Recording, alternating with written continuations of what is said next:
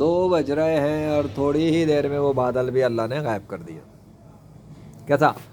और कुछ और बना दिए क्रिएट करके, बाकी दूर तक तो कुछ नहीं हो रहा। तो ये सवाल एक पैदा होता है, वैसे अमेजिंग बात है, दूर बादल क्यों नहीं बन रहे, उस साइड में बादल क्यों नहीं बने, इधर ही बादल क्यों बने? इस जगह पे स्पेसिफिक कोई पैटर्न बना हुआ है? इधर कोई तरतीब है ख़ास के इधर इधर से हट गया तो इधर आ गया, इधर से हट गया तो उधर आ गया, उधर से हट गया तो इधर आ गया? बाकी दूर दूर तक क्यों बादल नहीं आ रहे? दूर दूर तक क्यों नहीं है? बस इस सामने के अलावा क्यों नहीं है भाई? वहाँ पे क्यों नहीं आ रहे दूर तक? और तो खैर उधर भी कहीं नहीं है। हाँ, क्या सीन है ये? इसका मतलब ये खुद तो नहीं आ रहे, इन्हें कोई जानबूझकर इधर क्रिएट कर रहा है। और मैं अब जाने वाला हूँ, इसलिए जाने से पहले एक फुटेज मैंने बना ली है कि लो देख लो।